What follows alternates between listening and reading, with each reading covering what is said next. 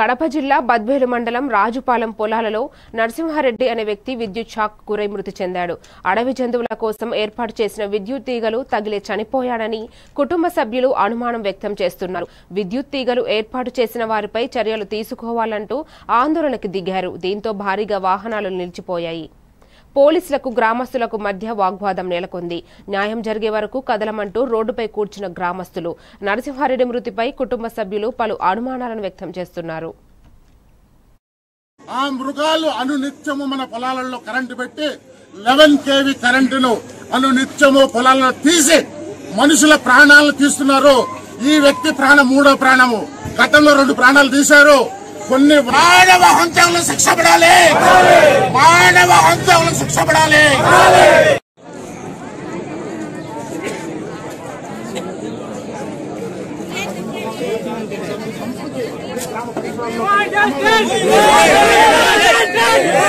Department కానీ ఎవరు కూడా గ్రహించలేదనేది మా అభిప్రాయం.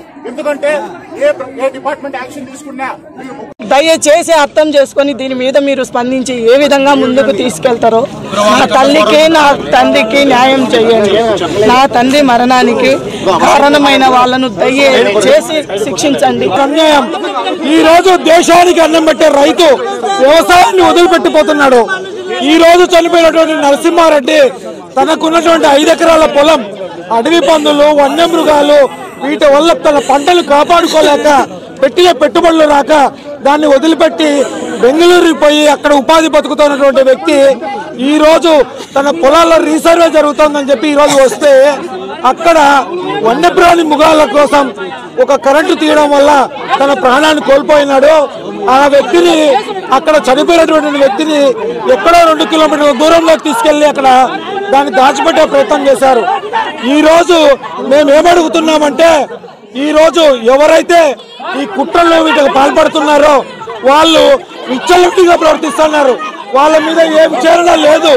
దయచేసి వాళ్ళ మీద యాక్షన్ తీసుకోండి, కఠినమైన చర్యలు తీసుకోండి. ముందు ఇట్లాంటి జరగకుండా మీరు వాళ్ళు తీసుకుంటే గానీ ఇటువంటి ఆగిపోవు. దయచేసి